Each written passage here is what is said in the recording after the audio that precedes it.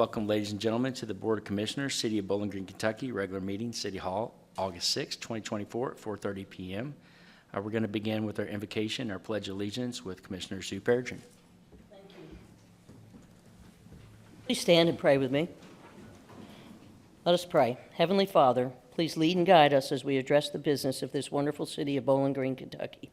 Here we are here to make things better and do your will. Please continue to keep our first responders safe as they keep our entire community safe. Also, please keep our military safe around the globe as they continue to serve our great country and promote peace. We ask all these things and more in your holy name. Amen. Amen. I pledge allegiance to the flag Of the United States of America, and to the republic for which it stands, one nation, under God, indivisible, with liberty and justice for all. Thank you, everybody. Thank you, Commissioner Perigin. We're going to begin with a roll call. Mrs. Jackson. Commissioner Beasley Brown. Here. Commissioner Hill. Here. Commissioner Perigin. Here. Commissioner Bailey. Here. Mayor Alcott. Here.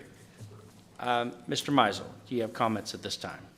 Just two real quick ones, Mayor. First of all, anyone in the audience needing or wanting to make public comments, please sign the register in the back corner of the room, and we'll take those up after the regular session. And then secondly, there will be a need for a closed session. I'd like Ashley to read the reasons. Pursuant to KRS 618101B, for the purpose of deliberations on the future acquisition of real properties by the city, as publicity would likely affect the value of the specific pieces of properties to be acquired by the city. So moved. Second. Moved by Commissioner Sue Perigin, second by Commissioner Carlos Bailey. Roll call, please. Beasley Brown. Yes. Hill. Yes. Perigin. Yes. Bailey. Alcott. Yes. All right. Thank you very much, Mr. Meisel. At this item, we will have a approval of our minutes for regular meeting, July 16th, 2024. We'll actually have a public hearing first today. Oh, that's right. We have public hearing on our taxes. Mrs. Katie Schaller Ward, welcome to the podium. Good afternoon, everybody. All right, so, Ashley, will you be able to bring that? Okay. I touched it. So this is an annual thing that we do, is our public hearing for the property tax rates. It's August, it's time to do this. We're actually gonna do this in 3 steps. We have not normally done this. We're gonna have the public hearing tonight. According to the public hearing, however that goes, we would then have an ordinance proposed for our next meeting, not tonight, and then second reading at the first meeting in September. That's sort of the timeline that we're looking at right now. So we did recently receive the property assessments from the Property Valuation Administrator for property values as of January 1st, 2024. That's how we set our rate. We've completed the computations that have to take place, which are just an interesting set of calculations, but we got all that done and we're ready to present to you a recommendation for the 2024 tax rates. So we are required to have this public hearing whenever the rates that we're proposing fall between the compensating rate and the 4% max calculation rate. And so that's what's happening. We are proposing taking the 4% rate.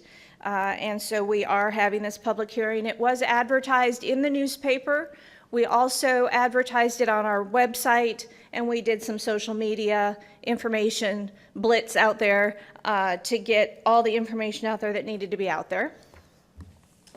So total property growth between 2023 and 2024 was over $562 million.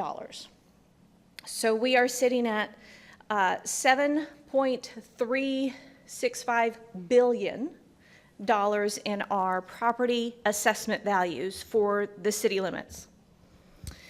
And so that's an 8.3% growth that we had over the prior year. Now, since our assessment exceeds $6 billion, we are required to pay the PVA's office $100,000 for the services that they perform on putting these assessments together. Existing property is really the one we need to pay attention to. So existing real estate assessments grew by 4.6%, which was just over $312 million for 2024. And new property assessments for 2024 adds another 3.7% or $250.8 million to our values. So as I mentioned, we really have to pay attention to the existing real estate growth for this. So the wonderful calculation sheet that we have to do, I'm not going to go through each one of these lines, but essentially we have to look at what the tax would be if we kept the same rate as the prior year, which was the 20.5 cents.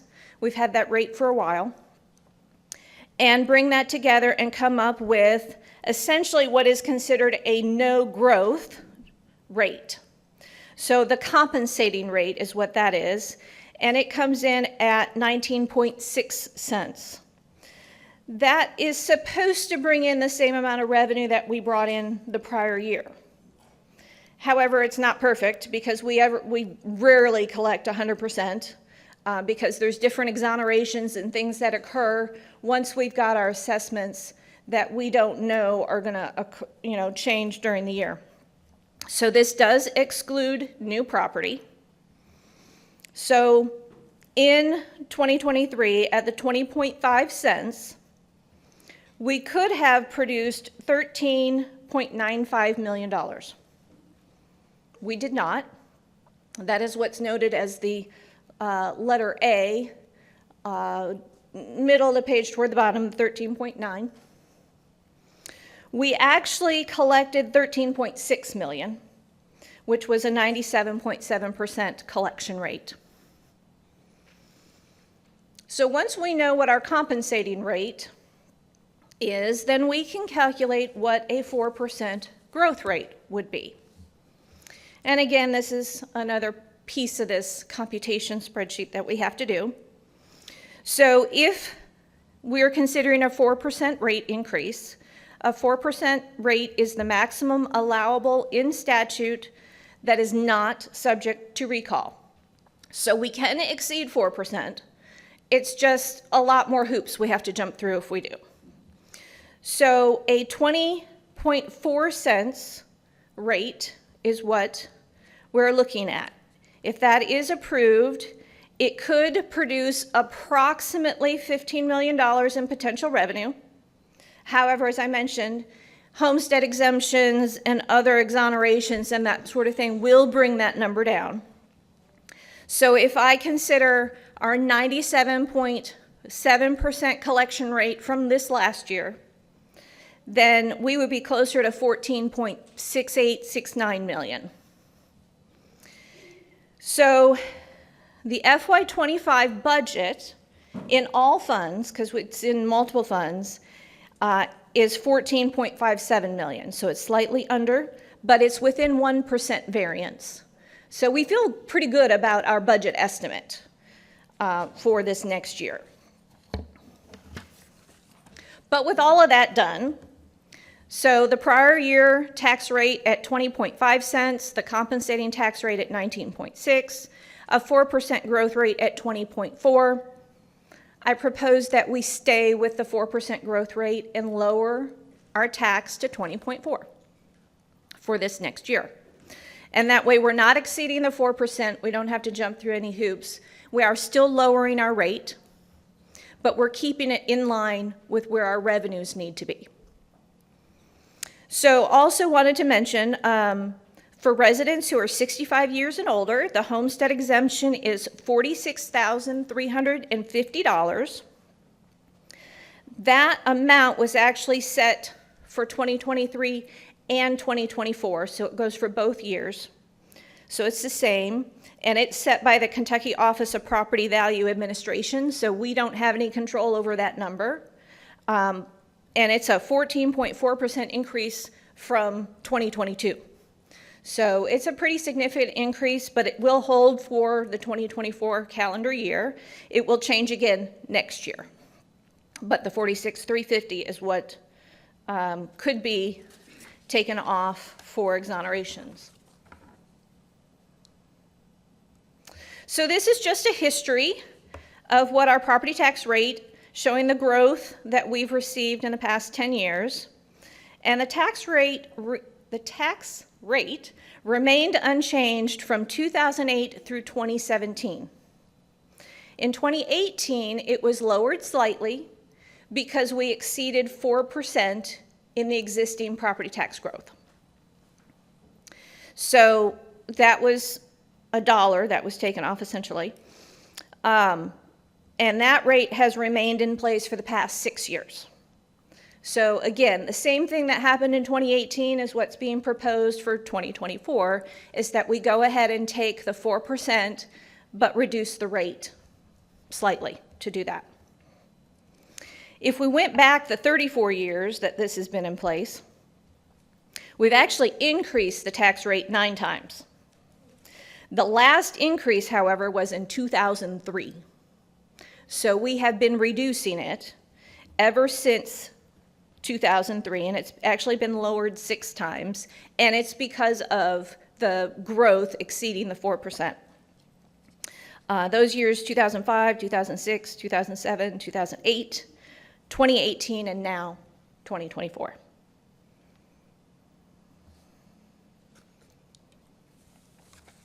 Okay, this is just a comparison of how our rate, the City of Bowling Green's rate, compares to the average rates for cities and counties and school districts across the state. So Bowling Green's proposed rates, you can see, are lower than the average rate applied to all these other entities across the city. The personal property tax rate is proposed to just remain the same at 26 cents. It has been that rate since 1980. So we're not proposing any changes to that particular rate. The fiscal year 2025 annual operating budget, total taxes represents 17% of all revenues, which is approximately $29.4 million. And for the general fund, it's 21.7%, which is almost $23.2 million. So the majority of our taxes go into the general fund. It's 58.9%. But there are several funds that actually include property taxes. And property taxes include personal property, the real estate, we've got insurance premiums, bank franchises, telecommunications franchise, penalties and interests, transient room tax, and natural gas franchise. All of those things fall under the category of taxes.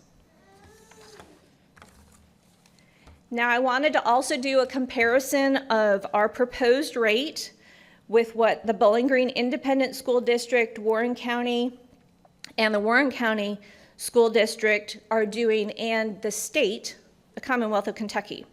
So our 20.4 cents still falls well below all of those.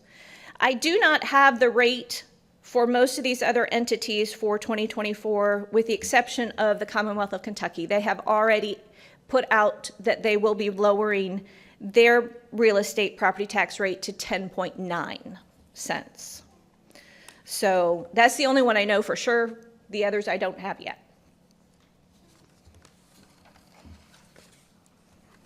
Okay, we're getting really close to the end.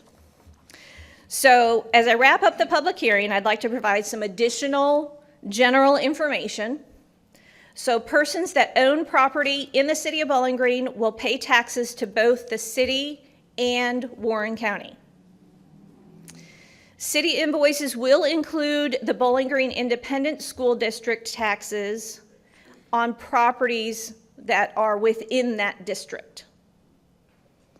However, the city does not set the school district's tax rate. We simply collect it on their behalf. So that is up to them to set the rate. We just collect it. So I just want to let you know, when you get your property tax bills and you live within the city district, like I do, I have no control over that rate for the city schools. Let's see. City taxes will be due December 31st, 2024. That is our due date, has always been December 31st.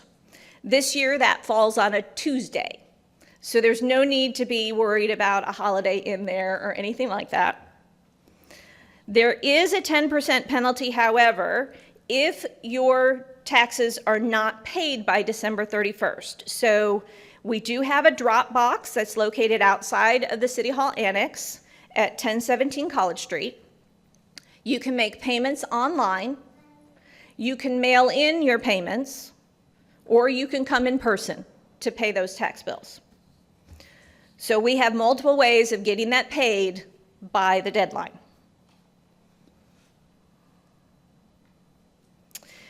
Tax invoices will be similar in format as they have in the past. So there'll be a single 8.5 by 11 sheet with a tear piece at the bottom.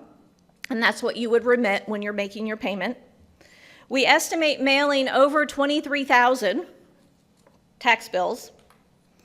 We also expect probably around 1,000 of those to be returned. And that's because the addresses are incorrect. So I highly encourage everyone, if you have moved or changed addresses in the last 6 months, to let us know so we can make sure we get that correct on the front end, but also make sure to contact the Property Value Administration office and get your address changed there, because that's really the official place for it to be changed. So if by chance we do get some of those tax bills returned, we will make every effort to try and get the right address put on those and then mail them back out.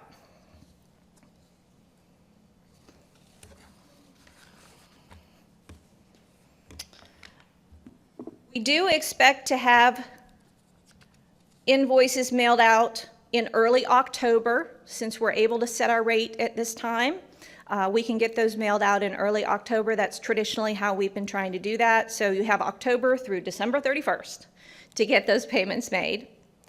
If you have not received your tax invoice, please contact our office, and I'll put up some information to be able to contact us here in just a second. But please contact our office, because it will be important that we make sure you get the invoice that you need.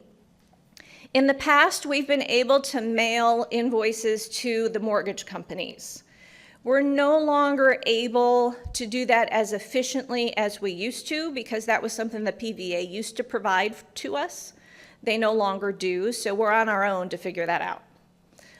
We'll make every effort, but there are probably some mortgage companies out there that we will miss. We'll hit the big ones that we always know we'll have, but it will be important that you communicate, especially if you have your taxes in, I can't think of the word, escrow. Thank you.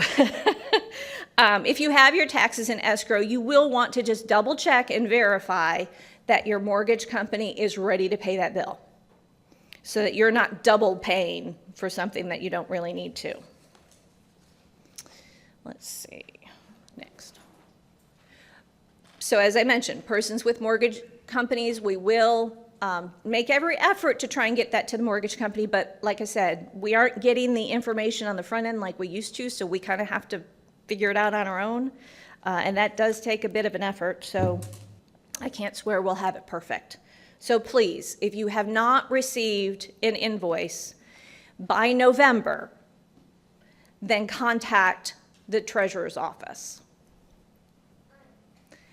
It is the property owner's responsibility to pay their tax invoice. So if you, again, don't receive that invoice by November 1st, please contact us. We want to make sure you do get it in time, that you can get it paid by December 31st. Okay. So here is the contact information if you need to contact our office.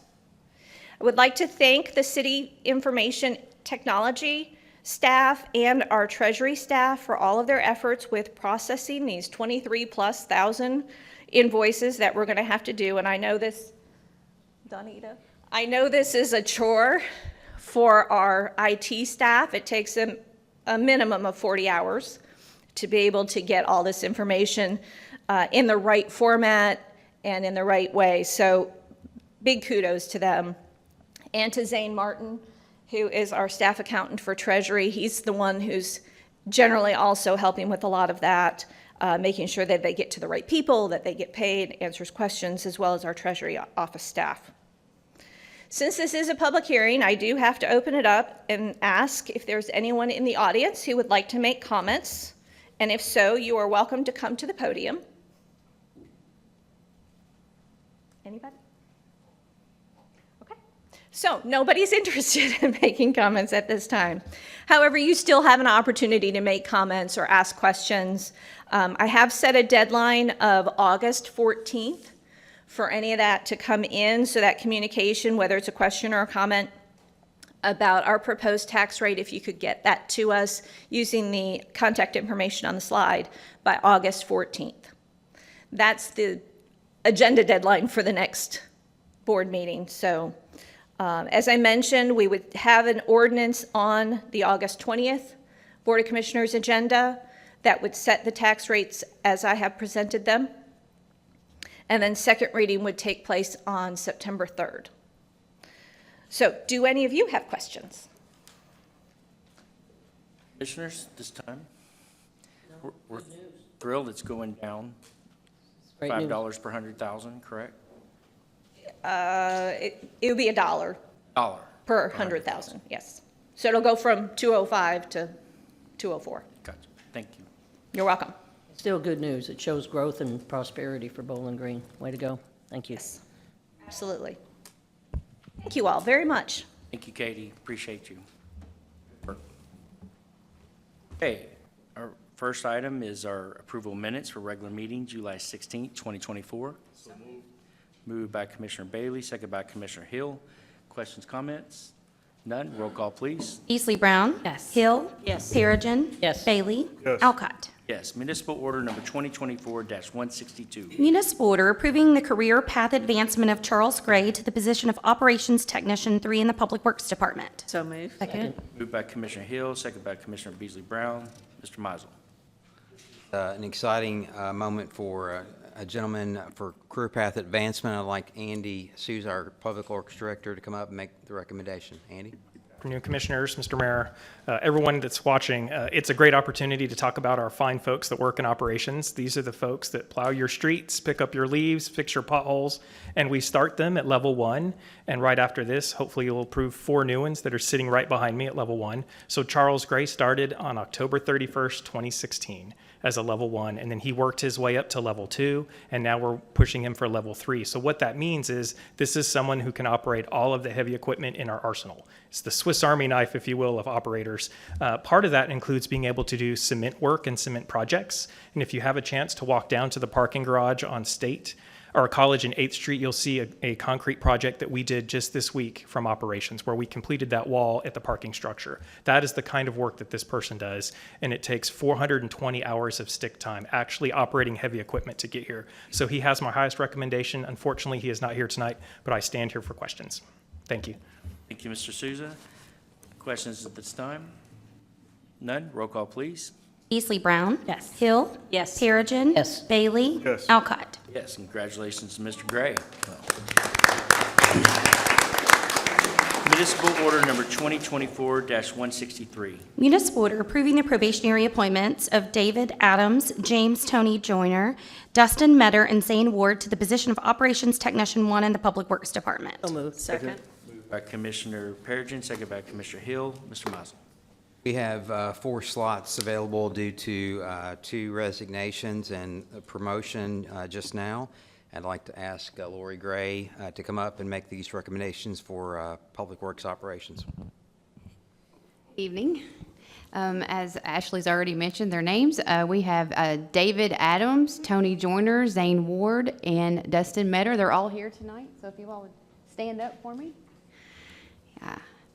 So I'll start with David Adams. He's being recommended for appointment for the OMT 1 position, the Operations Maintenance Technician 1, and the Public Works Operations Department.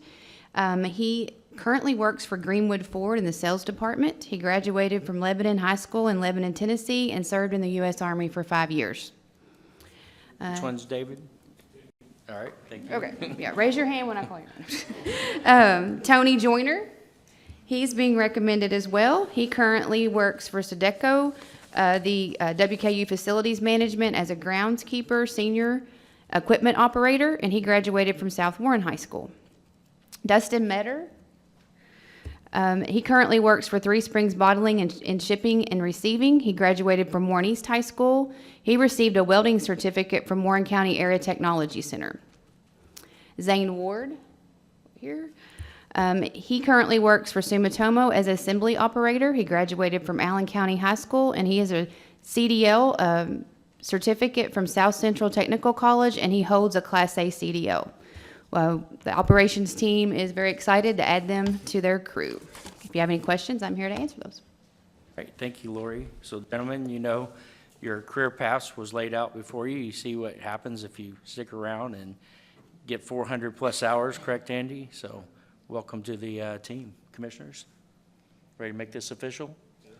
All right, roll call, please. Beasley Brown. Yes. Hill. Yes. Perigin. Yes. Bailey. Alcott. Yes, congratulations, gentlemen. Y'all have family with you or anyone you want to introduce? Start over here.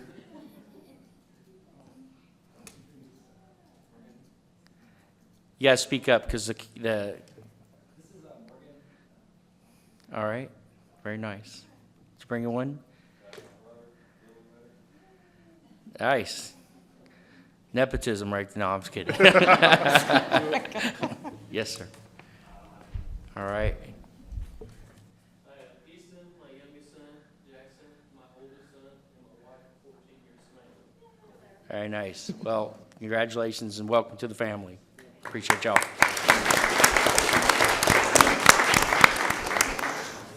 Municipal Order Number 2024-164. Municipal order approving the probationary appointment of Trevor Klein to the position of Civil Engineer 1 in the Public Works Department. So moved. Second. Moved by Commissioner Beasley Brown, second by Commissioner Hill. Mr. Mizel. We have an opportunity to hire an engineer in our Public Works Department. I know Andy Souza is very happy about this, so I'd like to ask Lori Gray to come back up and make the recommendation. Again, I'll be up here several times tonight. So we are requesting the appointment of Trevor Klein. He is here with us. If you'll have him stand. As Civil Engineer 1 in the Planning and Design Division of the Public Works Department. He currently works for Arnold Consulting Engineer Services as a Civil Engineer EIT. He graduated from South Warren High School and holds a bachelor's degree in civil engineering from Western Kentucky University. And so we look forward to adding him to the Planning and Design Division team. If you have any questions, let me know. Hey, Trevor, you have anyone with you? All alone today. All alone. All right. Well, welcome to the team. We need you, and we need engineers, and it's glad to steal one from Arnold, so even happier. They may not be happy with us. We're all friends. Okay, no further comments. Roll call, please. Beasley Brown. Yes. Hill. Yes. Perigin. Yes. Bailey. Yes. Alcott. Yes, congratulations, Trevor. Municipal Order Number 2024-165. Municipal order approving the probationary appointment of Mackenzie Strode to the position of Financial Specialist in the Finance Department. So moved. Second. Moved by Commissioner Beasley Brown, second by Commissioner Hill. Mr. Mizel. So this is the Lori Gray and Tiara Britt show today, our HR managers. I'd like to ask Tiara Britt to come up and make this recommendation for finance.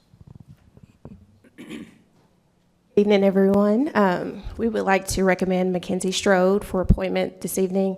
Mackenzie was a high school graduate from Allen County High School. She received her bachelor's in business administration, and then she's also been a financial specialist at Keller Williams. And afterwards, she went on to Cheetah Auto Clean, where she did accounting, and then she moved up to be their controller. But we stole her from Cheetah. So Mackenzie is here this evening if she would like to stand. Let me know if you have questions. Hey, Mackenzie, you by yourself? I am all alone. All alone. All right, well, not tonight. We're your family, so we're welcoming you to our team. All right, commissioners, roll call, please. Beasley Brown. Yes. Hill. Yes. Perigin. Yes. Bailey. Yes. Alcott. Yes, congratulations, Mackenzie. Municipal Order Number 2024-166. Municipal order approving the probationary appointment of James Ryan Gregory to the position of Parks Facility Maintainer 1 in the Parks and Recreation Department. So moved. Moved by Commissioner Perigin, second by Commissioner Carlos Bailey. Mr. Mizel. Call Tiara back up for this one for Parks and Rec. Tiara? We would like to recommend Mr. Ryan Gregory. It's James, but he goes by Ryan, for appointment. He's been with us as an athletics laborer since 2018. He's got a lot of volunteer background. I think he used to volunteer with FEMA, Goodwill, but he brings a lot of experience, so we would like to just move forward and appoint him. He's not with us this evening, but you let me know if you have questions. All right, thank you, Tiara. Questions? None? Ryan is here with us this evening, so Where? Ryan, if you'll wait. There he is, hanging out in the back. All right. Wave to everybody on camera. There we go. All right, roll call, please. Beasley Brown. Yes. Hill. Yes. Perigin. Yes. Bailey. Yes. Alcott. Yes, congratulations, Ryan.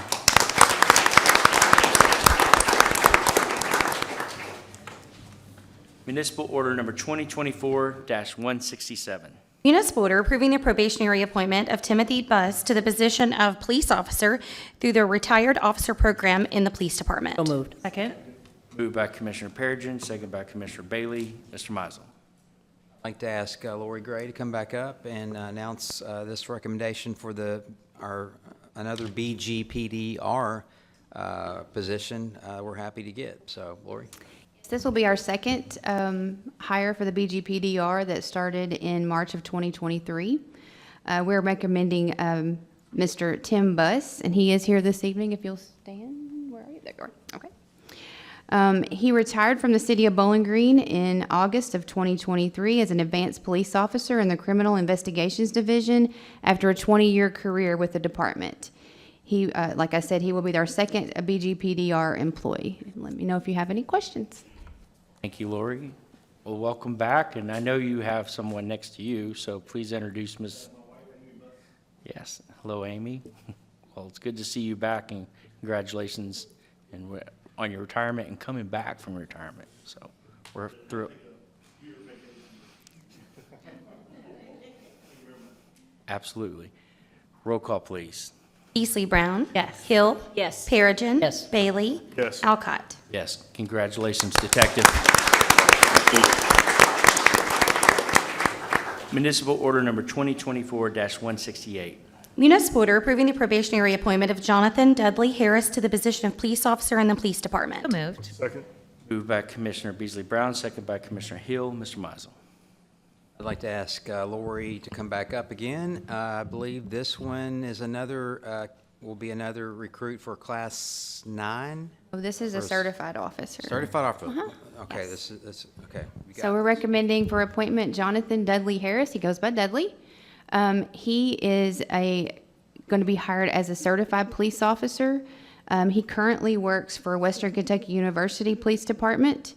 He was also a police officer for 8 years for Louisville Metro Police Department in Louisville, Kentucky.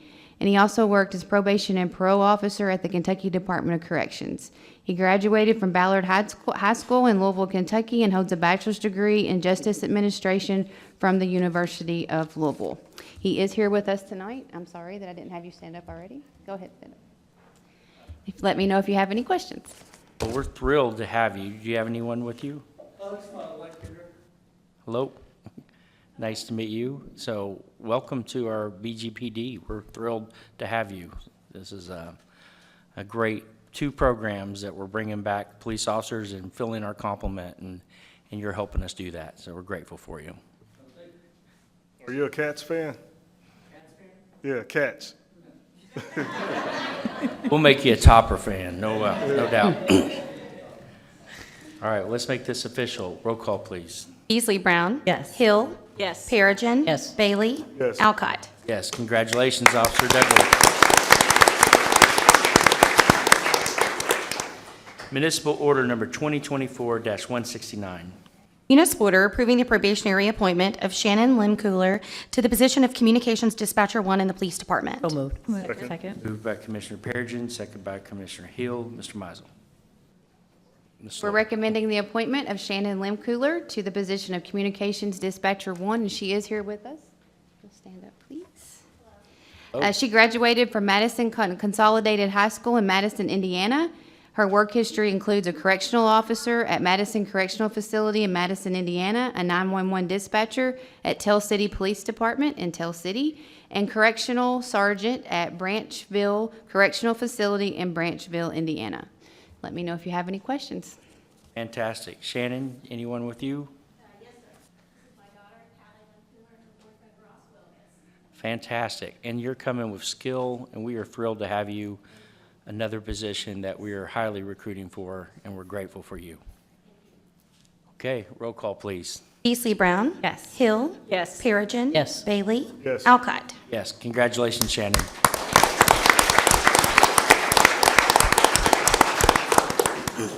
Municipal Order Number 2024-170. Municipal order authorizing the acceptance of Homeland Security grant funds through the Federal Emergency Management Agency fiscal year 2023 Assistance to Firefighters Grant Program in the amount of $141,468.47 for equipment and training for the fire department. So moved. Second. Moved by Commissioner Perigin, second by Commissioner Bailey. Mr. Mizel. So this is some good news we received recently. We are up for the Assistance to Firefighters Grant. We'd like to accept that, and we come to you tonight for approval. This is a grant for 90% and a 10% match, totaling $155,615. We would like to use this for 12 sets of turnout gear, boots, gloves, helmets, and radios for the 12 new firefighters that are coming in to meet the standards, and also some of this money will be used for training funds for 32 hours of incident command training courses, simulations, a 3-day train the trainer hands-on workshop. So a lot of good stuff in this one. And I'd like to thank Nick and Deputy Chief Morris here tonight for working on this and getting this together for us, and ask for your approval. Great, thank you, Mr. Mizel. Commissioners, questions at this time? Okay, no questions. Roll call, please. Beasley Brown. Yes. Hill. Yes. Perigin. Yes. Bailey. Yes. Alcott. Yes. Municipal Order Number 2024-171. Municipal order authorizing and directing the mayor to enter into grant agreements for flexible neighborhood grants with various organizations. So moved. Second. Moved by Commissioner Beasley Brown, second by Commissioner Hill. Mr. Mizel. This is round 26 for our flexible neighborhood grants. I've been going for a number of years now. This is for FY25. We're going to kick it off with 4 here. One for Chenoweth neighborhood for $4,866 for decorative signpost. One for Eaglestone Villas, $7,500 for pavement repairs. Third one is Love Thy Community for Shake Rag Festival. It's a $5,000 grant for event expenses for this year's festival that's going to be held August 10th. That's coming up. And then the last one is for the Traditions HOA for $5,096 for some common area lighting improvements. Karen Foley is here, coordinates all of this, and can answer any questions you might have on these, but recommend your approval. Okay, thank you much, Mr. Mizel. Thank you for being here, Karen. Questions? Okay, no questions. Roll call, please. Beasley Brown. Yes. Hill. Yes. Perigin. Yes. Bailey. Yes. Alcott. Yes. Municipal Order Number 2024-172. Municipal order authorizing and approving the amended Beautify 65 funding agreement between the City of Bowling Green and Operation Pride, Inc. So moved. Second. Moved by Commissioner Perigin, second by Commissioner Hill. Mr. Mizel. Haven't noticed, we have a beautiful corridor of I-65 for about 10 miles from exit 20 to exit 30. That's pretty much complete. I think I've heard it's 19 miles of nice fencing, landscaping. Looks great when you're coming in north or south. Getting ready to take on I-165, starting with the exit off of onto Morgantown Road. That will be the first one with a gateway sign, and then going to add the one at Russellville Road and one at Nashville Road. And so we are coming to you tonight with amended agreement with Operation Pride for funding of this venture.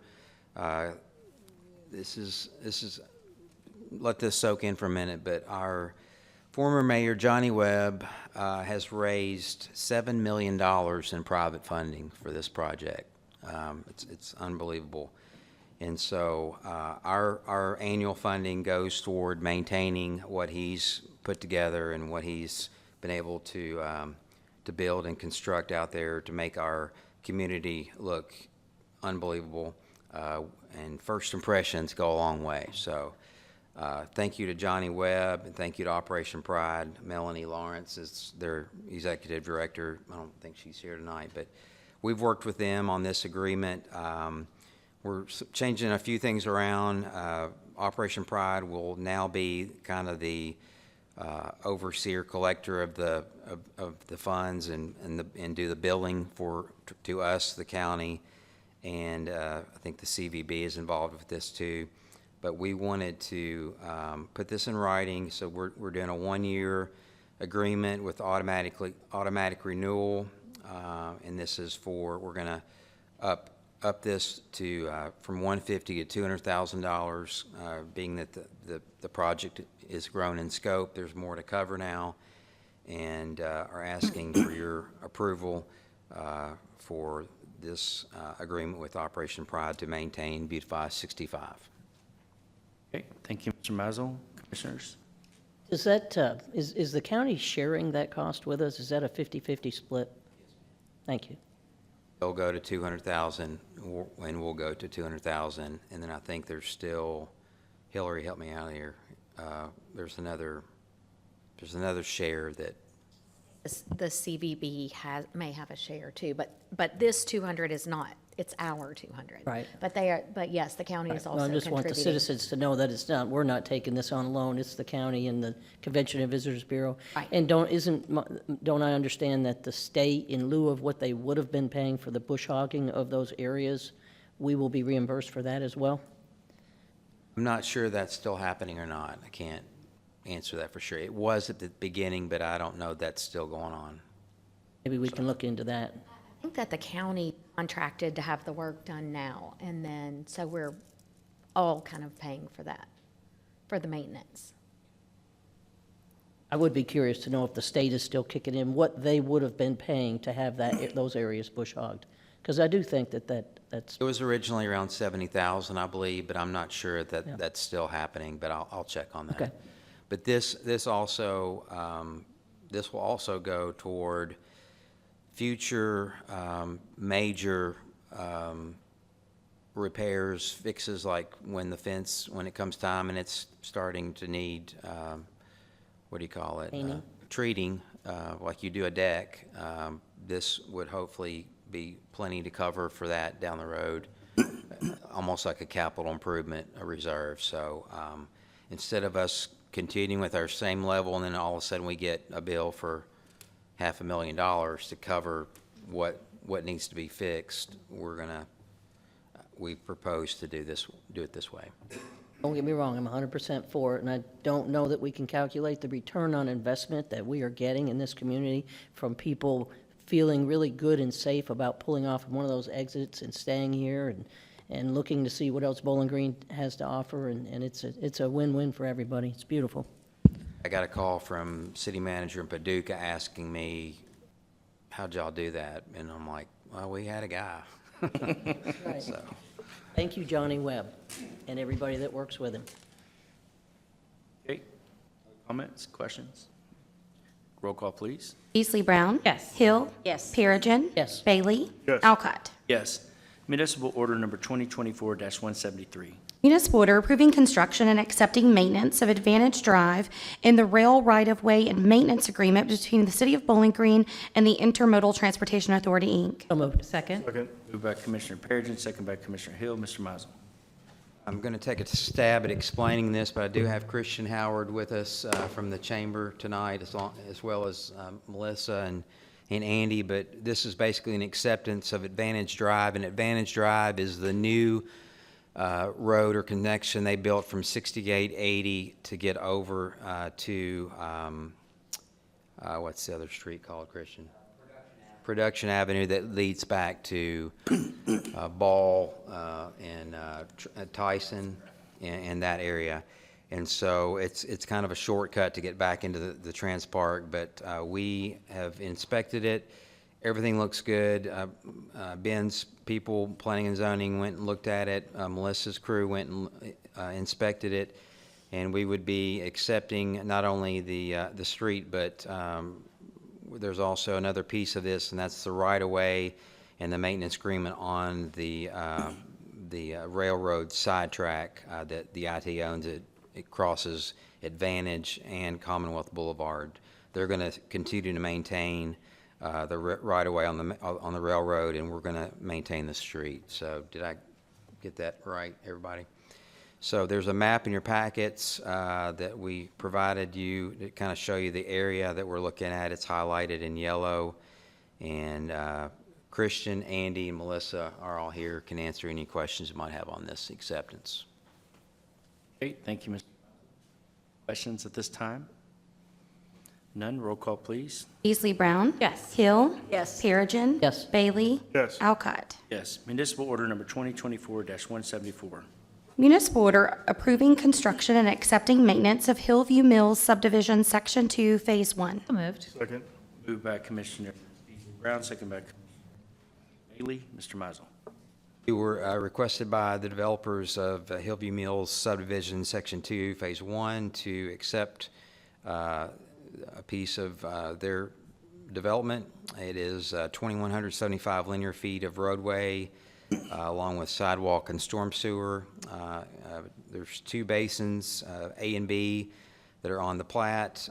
These will not be maintained by us, but they will be privately maintained by commercial or by the developer or someone out there. And then we've also held, or the planning and zoning is also holding a cash bond on the sidewalk for 1 year for make sure all sidewalks get completed that happen after this acceptance. So Ben's here, can answer your questions. Andy, Melissa, we think this is ready to go and okay for acceptance. Mr. Mizel, comments, questions this time? Roll call, please. Beasley Brown. Yes. Hill. Yes. Perigin. Yes. Bailey. Yes. Alcott. Yes, municipal order number 2024-175. Municipal order approving construction and accepting maintenance of Greystone subdivision, Section 16. So moved. Second. Moved by Commissioner Brown, second by Commissioner Hill. Mr. Mizel. Section 16 of Greystone, that's a lot of sections. It keeps growing, but this is another acceptance. It's 4,483 linear feet of roadway, along with sidewalk, storm sewer. Planning and zoning have been out. Our crew has been out, Melissa's crew from Public Works. Everything looks to be acceptable, up to standard, and recommend your approval of acceptance. Mr. Mizel, questions? None this time, roll call. Beasley Brown. Yes. Hill. Yes. Perigin. Yes. Bailey. Yes. Alcott. Yes. Municipal order number 2024-176. Municipal order authorizing and accepting software subscription services from Tyler Technologies, Inc. in the amount of $137,382.06 for fiscal year 2025. So moved. Second. Melinda Hill and Carlos Bailey.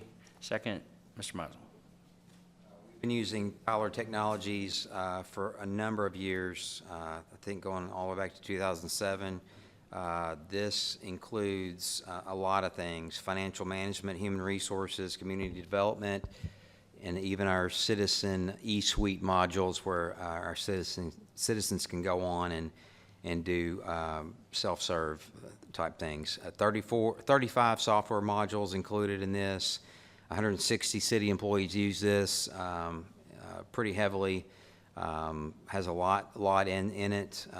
Just to mention a few more, there's grant management personnel, e-payments, project accounting, mobile inspections, of course, payroll, an important one, permitting, position budgeting, and so forth. So this is annual maintenance for 137,382. This is just a slight increase, but of course that's inflation. But Danita worked on this one and is here, can answer any of your questions you might have. But this is software that's worked very well for us for a number of years. All right, thank you, Mr. Mizel. Thank you for being here, Danita. Questions at this time? None? Roll call, please. Beasley Brown. Yes. Hill. Yes. Perigin. Yes. Bailey. Alcott. Yes. Municipal Order Number 2024-177. Municipal order authorizing and accepting negotiations after sealed bidding for bid number 2024-18 for maintenance building rehabilitation from Coleman, Inc. of Morgantown, Kentucky in an amount not to exceed $186,622. So moved. Moved by Commissioner Perigin, second by Commissioner Hill. Mr. Mizel. You all are aware that Lambkin Park is roughly 50 years old. That was given to us by the Lambkin family long ago. We have a maintenance shop over there that's kind of been neglected. I hate to say that we probably should have done some stuff to earlier, but we kept putting it on the back burner. But we are ready to tackle this in the FY25 budget.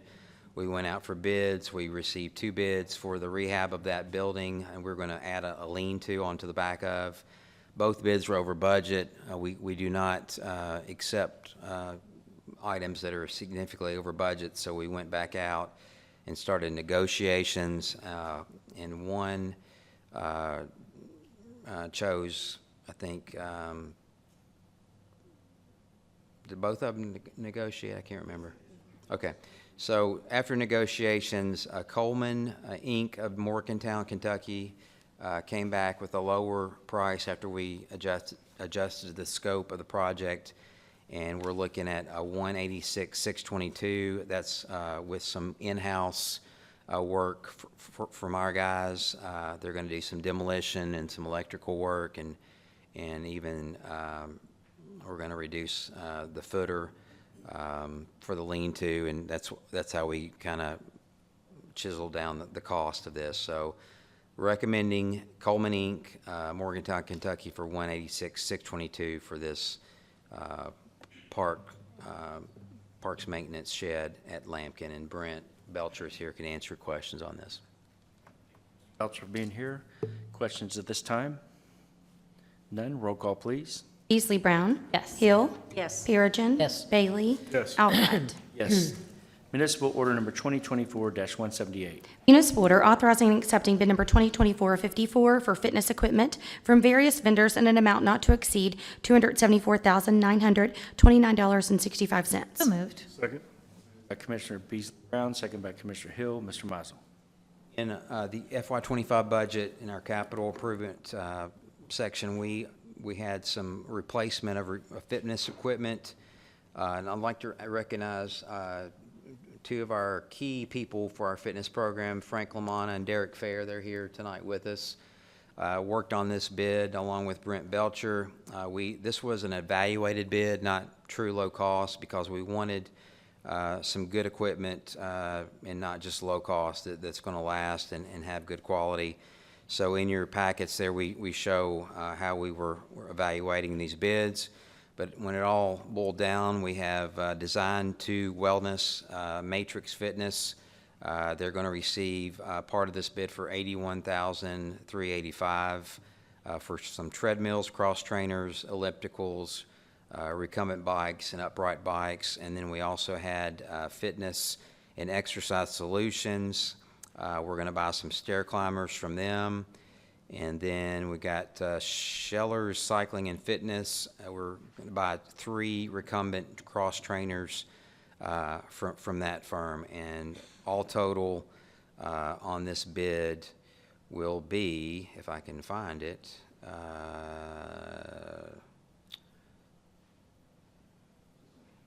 did I miss that? I'm sorry. Thank you, Brent. 274, 929.65, and ask for your approval. And these guys are here, can answer any of your questions. Good stuff, Frank and Derek? Absolutely. Got your seal of approval?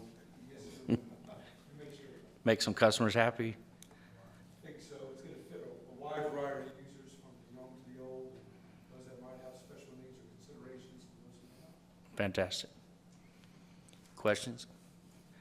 Roll call, please. Beasley Brown. Yes. Hill. Yes. Perigin. Yes. Bailey. Yes. Alcott. Yes. Municipal order number 2024-179. Municipal order approving the purchase and installation of Jennings Creek Natural Playground equipment in the amount of $343,213.10 with Mid-States Recreation of Pataskala, Ohio through Sourcewell Cooperative Purchasing Contract. So moved. Second. Moved by Commissioner Perigin, second by Commissioner Bailey. Mr. Mizel. Are exciting times for the Jennings Creek Park. We are rolling right along and ready to buy some playground equipment here. And this is not your typical playground equipment. This is some unique stuff.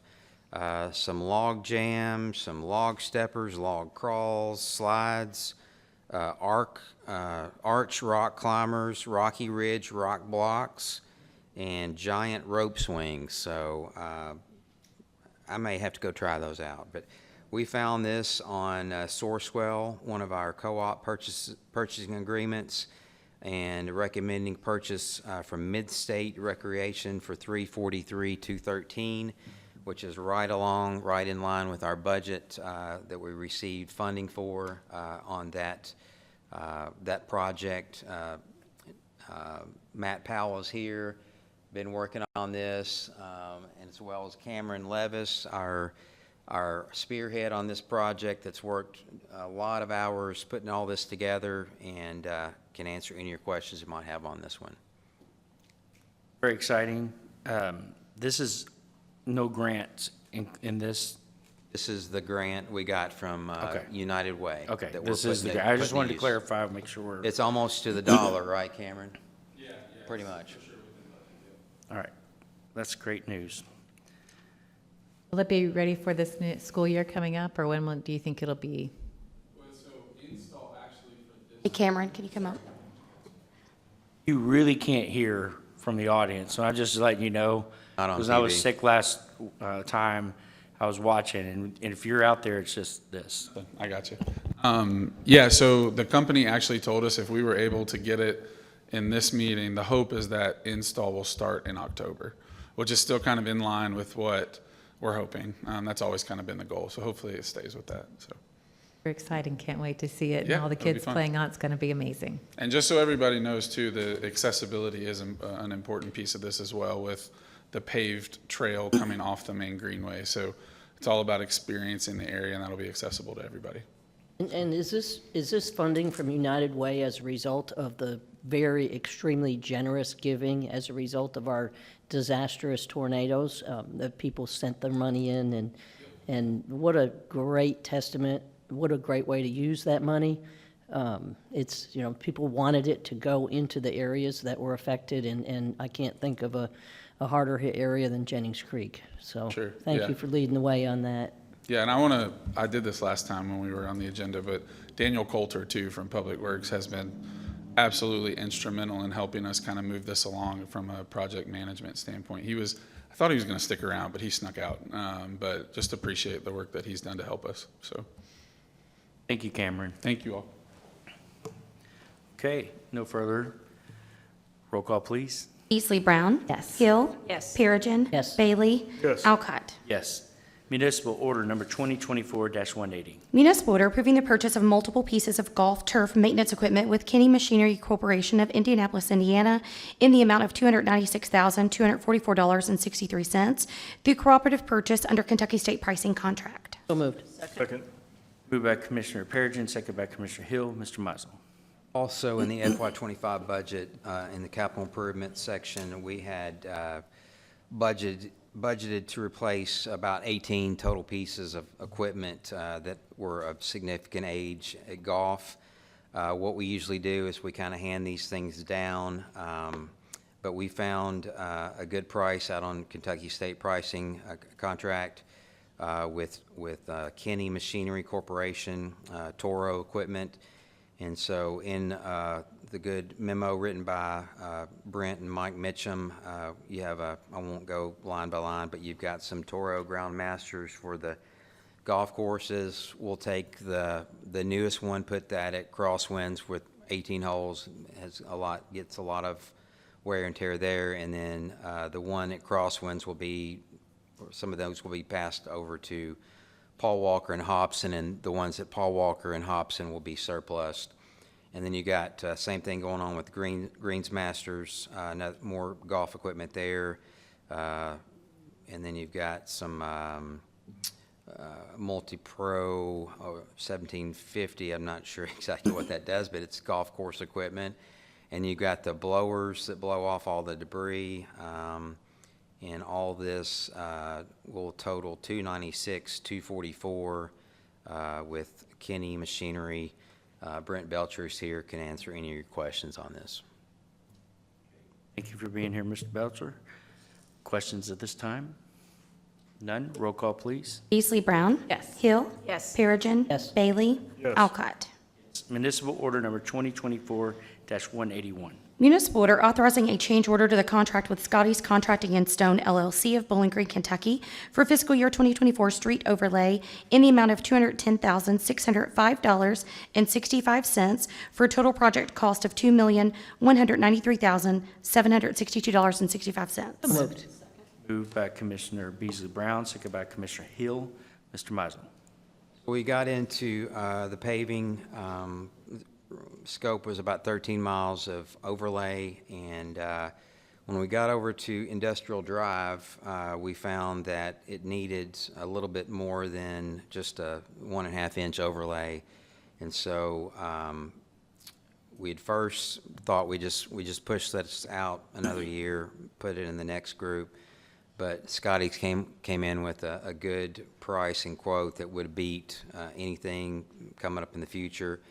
And so we are proposing to go ahead and add this. It's going to save us, we think, about $208,000 instead of holding it and putting it later. We'll do it now while we're out there with the milling and asphalt base and asphalt surfacing. Do it now, and we're coming to you with the change order. We have the money in our liquid fuel tax fund to cover it, and recommend going ahead and doing it now while we're out there working on it. It's a lot of heavy traffic on that road, volume and weight. It's in an industrial section, and Andy, Melissa here can answer questions. Hopefully I explained that correctly, but feel free to come up and add anything that I missed. But recommend this change order to go ahead and get this done, get it out of the way. Thank you, Mr. Mizel. This will definitely keep our friends in Plum Springs very happy, so appreciate this recommendation and the cost savings that we believe it will incur. Questions? Roll call. Beasley Brown. Yes. Hill. Yes. Perigin. Yes. Bailey. Yes. Alcott. Yes. Municipal order number 2024-182. Municipal order authorizing and accepting the purchase of resistivity equipment through a sole source from Advanced Geosciences, Inc. of Austin, Texas, in the amount of $80,754. So moved. Moved by Commissioner Perigin, second by Commissioner Beasley Brown. Mr. Mizel. So as you know, we converted a position over in Public Works to a geologist. We actually had a certified geologist already on staff, Nick Lawhon, and we need to get him some equipment to use. Otherwise, we're just going to have to we're renting equipment at about $1,500 a pop. And when you look at sinkhole repairs and you're having to go out 2 or 3 times to look at it, and you're calling this other outside firm to bring in the equipment, it really adds up. So we are proposing to get Nick some equipment. It's geophysical type investigation equipment, and there are only 2 vendors out there that Public Works found. One was IRIS Instruments of France, based in New York. We were unable to find a contact number for a dealer of that. And then the second one we did find was in Austin, Texas. It's Advanced Geosciences, Inc., and they quoted us gave us a quote for instrumentation, software training, and calibration supplies for $80,754 to get Nick what he needs to go out, search for voids in the subsurface and sinkholes and how to fix that, and recommending your approval of this purchase with Advanced Geosciences, Inc. in Austin, Texas. Matt Powell's here, Andy's here, can answer questions as well as Melissa as to how bad we need this going forward with all the capital projects we've got going on. And you all saw what happened up at Porter Pike, so don't want to bring that back up, but this is stuff that we can avoid. And I've even got one in my neighborhood that I showed to Melanie just recently. She said, "Oh, I'll have Nick look at that," and Nick can go out and look at it, and we won't have to hire somebody out to bring in equipment to do that sort of thing. So, Andy? So you hit it. So in layman's terms, and Matt will hate this definition, but this is subsurface imaging. So you and I would look at it and probably have no idea what it means, but to Nick, it means something. And so we amortize this out. So using it for what we expect to use it for, it will pay for itself in 1 year. So pretty awesome technology. We need to give Nick the tools to do that. Historically, we have not done some projects with this technology because it is so expensive. We've sort of punted and done other things. This will really allow us to do things we've never done before. So super exciting for Nick. Fantastic. Comments? I'm just super excited our community is going to have this tool, knowing that there have been quite a few schools built and projects done where, you know, you find these things out later, and then that's a lot of taxpayer dollars that then have to go and fix behind. So is this something that can help in that kind of design phase, making good decisions about what we're putting on land? Yes, ma'am. So for future construction projects, and it has an applicability to stormwater for all the things, if Matt wants to jump in, for helping us do drainage and all the things that are happening where we can't see. The rivers that are happening when it rains, how does that help us with that? Super quick clarification, it would be for city capital projects. So for instance, the school systems, we would absolutely assist in anything that we could with regard to that, but we wouldn't do this for every project. It allows us to take a look at where we're putting the most money, we put the most effort to ensure that we're building on solid ground, essentially. When we start road projects, this thing pays for itself right away because there are multiple, each line of data is $1,500 if we hire it out, and it may take hundreds of lines to confirm that we don't see any massive voids as we're moving through a road project. Matt, can this see subsurface, or do you have to know there's a hole there already? It's your borderline, the technical definition. It's using electrical current and the waves that are returned to create an image. It's called tomography. So the full ERT is electrical resistivity tomography. We use how resistant the earth is to allowing that current to pass through to create an image that lets us know that there's a void space, that lets us know how wet things are, and then we along with that, apply our knowledge of our local geology and say, okay, we've got very, very wet soils moving through here. We've got a void space in this area.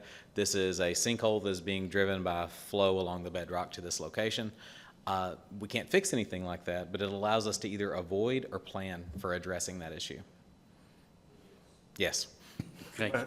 I guess going back to it, it's something I did see that we need, because you look at like the fire station, but you also look at the schools. Will this be something that can be lent out at some type of price that the city's gonna do? One thing that I noticed that we all the time, like on Fairview, you know, when you see every time when it rains, right by McDonald's, I know they talked about the socks and everything that they have that kind of keep everything together. You also have that big project with the hospital, and they took up trees, and some of those trees are 200 years old. And I think the reason why we needed the socks is because some of those roots were holding up some of the ground. But what you found out later is that karst topography with the water and everything else, it caused it to create like a sinkhole. So is this something that's gonna be able to see far down, which could see something that could be a potential problem? And is this something that we can not loan out, but can assist other places that are building things later on, so it could stop issues that would come up in the future? Yeah, I'm probably making the faces that I am our schedule is absolutely as full as it possibly can be I got it. already. So No, you're good, brother. So the loan out side of things is a little scary because A, it's going to be new. We don't want it broken. Two, you really do have to be a licensed geologist to kind of interpret the data that you get back. It's not as simple as just this is a photograph. It's a really red, yellow, and blue kind of a blotchy image that you get back. You need to know what you're seeing. There was another question in there about how far down you can see. Yes. Basically the surface of the bedrock. It can't see through the rock. So we're going to be able to see through the soils and those overburden layers and loose rocks that are around to the surface of the bedrock, but no deeper. Got it. But yeah, in terms of helping other communities, helping other businesses or entities within our own community, those sorts of things, that's all up to you guys and to management. If they send us there, we'll be able to take a look at those things. And it's more about avoidance of major issues than it is about, specifically saying this precise thing is in this super precise location. That's a little beyond what this is going to be able to do, but it is going to be able to say, hey, within the footprint of this building, there are these major issues. Let's make sure that they're planned for rather than encountered. Right. Don't want any more Corvettes in sinkholes. No guarantees. There's a lot of Corvettes and a lot of sinkholes. That's a high potential for interaction. Thank you, Matt. Thank you all. Appreciate your information, intelligence. Roll call, please. Beasley Brown. Yes. Hill. Yes. Perigin. Yes. Bailey. Yes. Alcott. Yes. Municipal order number 2024-183. Municipal order approving the purchase of 2 fire apparatus at an amount not to exceed $2,849,261 with Atlantic Emergency Solutions, Inc. of Manassas, Virginia, through the cooperative purchasing contract with Houston Galveston Area Council. And further expressing the desire and intent to finance costs related to the purchase. So moved. Moved by Commissioner Perigin, second by Commissioner Beasley Brown. Mr. Mizel. This one is sort of a part municipal order. We're asking for permission to go ahead and procure 2 fire apparatuses. It's crazy now. It takes 4 years to get a fire truck. So we have to plan well ahead, and that's what Deputy Chief Morris has done. He's here with us tonight. And so we're asking for your blessing to go ahead and start working on that.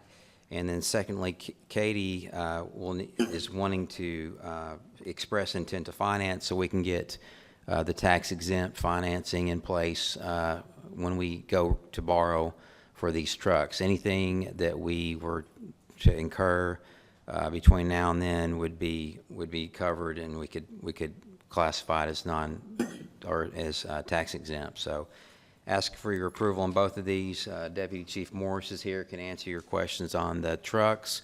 Katie can answer any questions you might have on the financing. All right. Thank you, Mr. Mizel. I know it's been 2 years or more since we ordered our last 2 trucks, and we still have yet to see receipt. So this is forward forecasting and well done. So, questions, comments? Roll call, please. Beasley Brown. Yes. Hill. Yes. Perigin. Yes. Bailey. Yes. Alcott. Yes. Municipal order number 2024-184. Municipal order approving amendments to the City of Bowling Green Manual of Purchasing Policies and Procedures. Second. By Commissioner Hill, second by Commissioner Bailey. Mr. Mizel. Second to get there, I'm getting through the Galveston. Let's see here. I apologize.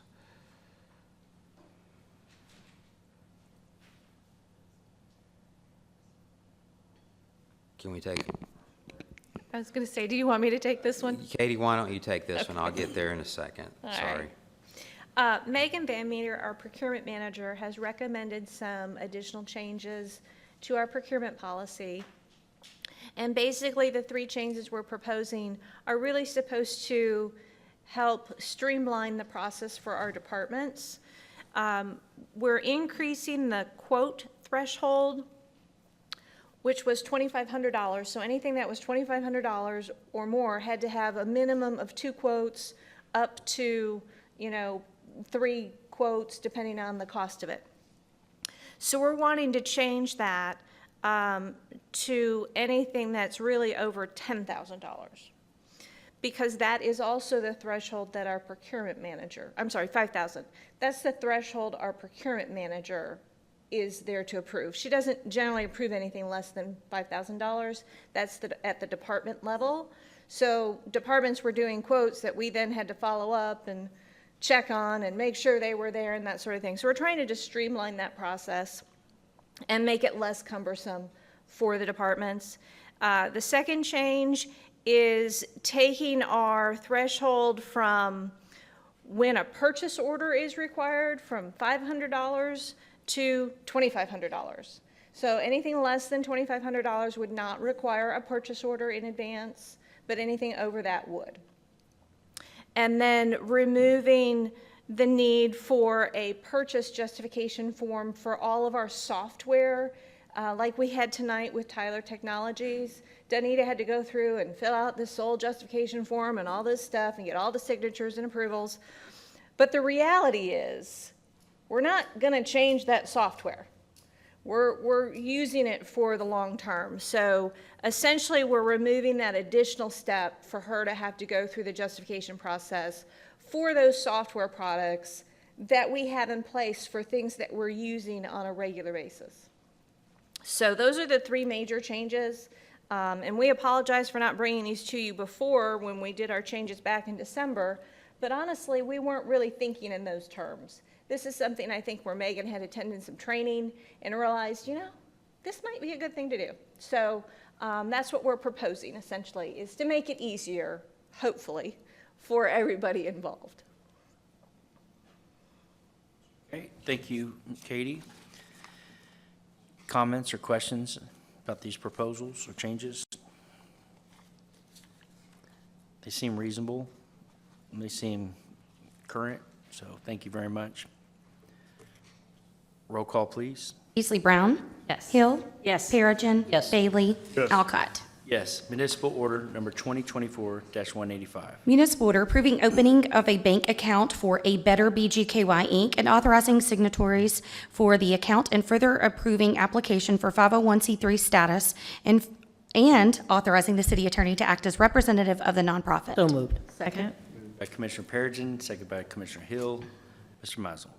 So our new nonprofit that you all approved, Better BGKY Inc., met for the first time yesterday and approved these various things that Ashley I won't go back through them, but setting up a bank account, authorizing the signatories for that bank account, approving the application, and then authorizing city attorney to act as a representative, and we need your all's approval on those actions, and that's all in this municipal order. Hillary, Katie, or Brent can answer any of your questions. Yeah, but the board met yesterday, approved all these actions as the nonprofit board, and we just need your all's approval as a follow-up. Is your board going to meet monthly, or what's the schedule for that? Quarterly. Regularly. Quarterly? Yeah. Scheduled quarterly. Any questions, comments? Roll call? Beasley Brown. Yes. Hill. Yes. Perigin. Yes. Bailey. Yes. Alcott. Yes. Municipal order number 2024-186. Municipal order approving the appointment of Loretha Withrow and reappointment of Stephen Skinner to the Housing Authority of Bowling Green. So moved. Second? By Commissioner Brown, second by Commissioner Hill. This one, I actually have Katie Miller. Do we have anyone here tonight? Fantastic. Because I didn't get the application, so could you come up and introduce her to our commission? Commend you all on being so patient as to wait through 25 agenda items for this. That's great, It's not Katie. often we have an appointee come to the commission's meeting, so we're very thrilled you were here tonight. So Miss Loretha is a resident of the Housing Authority, and that's one of the requirements. We have a resident on our board. She's lived with us for several years. She's active in the community, George Washington Carver Center. She's been on Dishman Family Resource Coordinator. She's been on Site Base for them. She's also active in her church, New Birth Church. So Thank you, Katie, you're welcome. greatly. You want to come up and say something?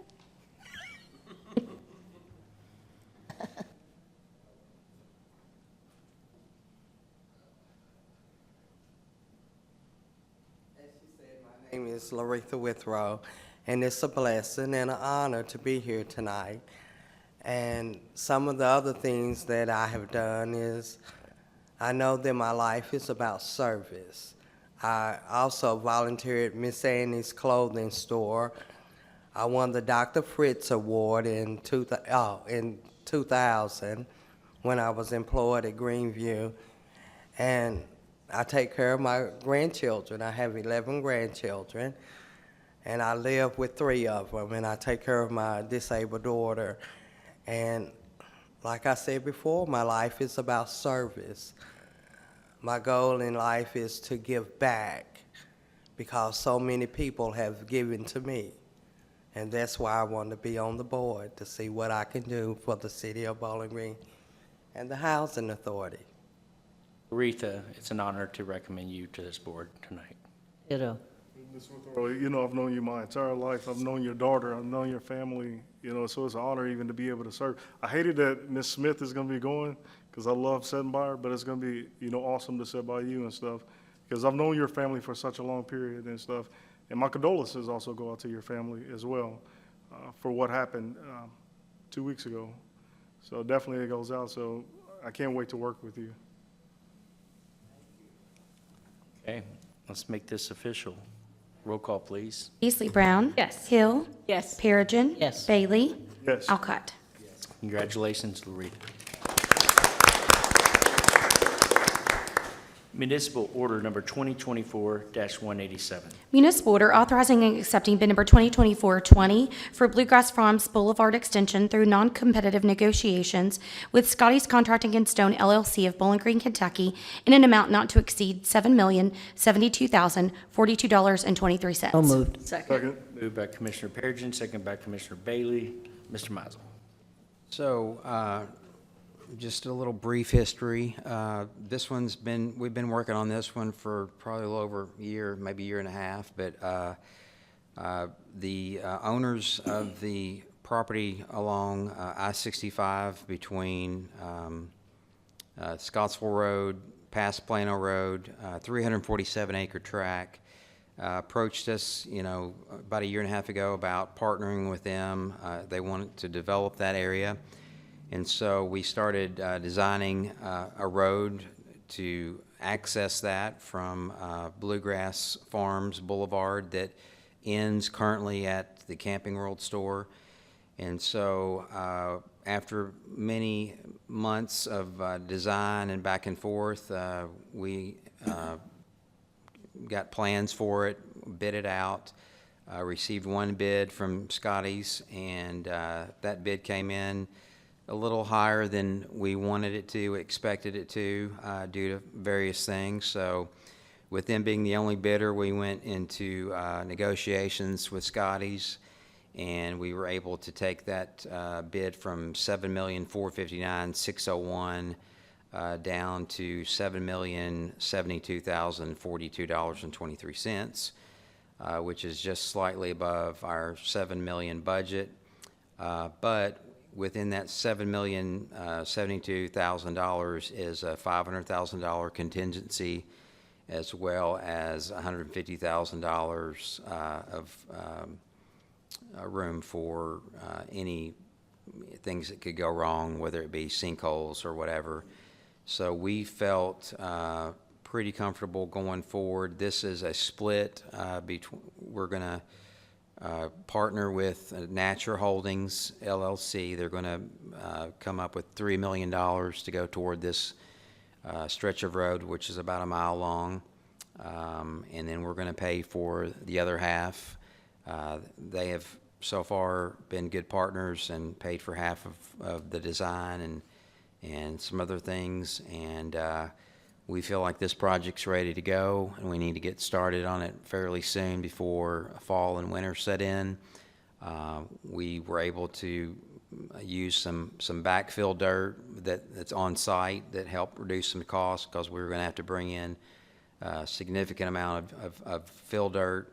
But Andy, Melissa, and a lot of people have worked on this. Hillary, back and forth with their attorney, Natcher Parkway Holdings attorney, and we feel like this will be a good project and ready to begin. So again, we got several people here who can answer your questions, but this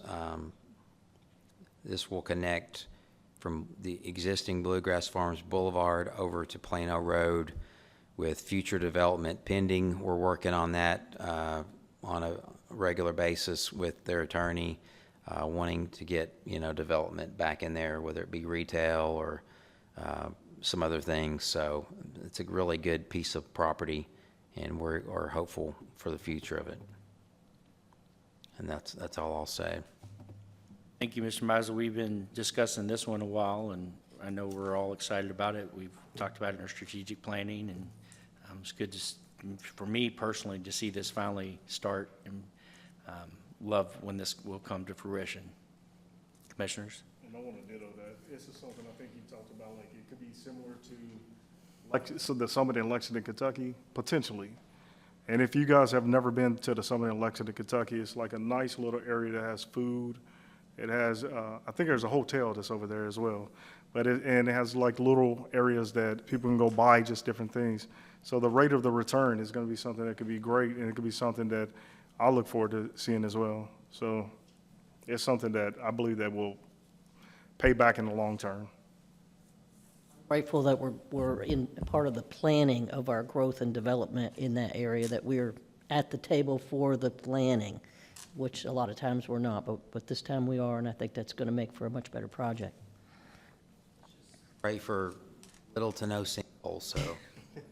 Oh, going to have a piece We've got of equipment now we got equipment, we'll have equipment to hopefully get that checked and make sure everything's good. Okay, no further comments. Roll call, please. Beasley Brown. Yes. Hill. Yes. Perigin. Yes. Bailey. Yes. Alcott. Yes. Ordinance number BG 2024-15, first reading, non-binding. Ordinance annexing right-of-way by consent. Ordinance annexing a total of approximately 5.073 acres of right-of-way located along US 6880 Glasgow Road from the intersection of Sunnyside Gotts Road to Advantage Drive, with property presently owned by the Kentucky Transportation Cabinet, with said territory being contiguous to existing city limits. So moved. Second. By Commissioner Perigin, second by Commissioner Beasley Brown. Mr. Mizel. Is the right-of-way on 6880 going to Glasgow Road, headed toward Glasgow, intersection of the Sunnyside Gott Road. Also recently, the reconstructed intersection of the Advantage Way that we just mentioned, Old Fred Madison Road, so if you know where that is. But we would annex this part, but then the state would still maintain and control the right-of-way along that route. Thank you, Mr. Mizel. Questions? And I was thinking, all right, roll call, please. Beasley Brown. Yes. Hill. Yes. Perigin. Yes. Bailey. Yes. Alcott. Yes. Ordinance number BG 2024-16, first reading, non-binding. Ordinance annexing property by consent. Ordinance annexing 3.041 acres of property located at 750 Lovers Lane, presently owned by Kevin and Lynn Kirby, with said territory being contiguous to existing city limits, and further approving an associated economic development annexation incentive agreement. So moved. Second. By Commissioner Perigin, second by Commissioner Hill. Mr. Mizel. This one is another one with parts. First part, it's a voluntary annexation by Mr. and Mrs. Kirby, 3 acres on Lovers Lane. Brent Childers worked on that part. This is also a targeted annexation area and was eligible for our annexation incentive program. And so that's the second part of this that Brent worked on. And basically, the incentive entails 5 years rebate on property tax, and that can wait up to 10 years before it starts, so that the property owner can maximize any development that goes on that property. And Brent Childers is here, can answer any of your questions on this one, on Lovers Lane. I believe it's next to the Kirby and Son Funeral Chapel. Thank you. Questions or comments? This is the last pieces along that corridor, Brent, or maybe a few more. Or parcels that we would like to annex. The cemetery is not in, but we don't intend to annex the cemetery, don't have any desire to annex the cemetery, although they make great neighbors. We're going to let them stay in the county, so. Brett? Questions? Roll call, please. Beasley Brown. Yes. Hill. Yes. Perigin. Yes. Bailey. Yes. Alcott. Yes, and also thank you for being here, Mr. Peterson. And at this time, we're going to check for public comments. And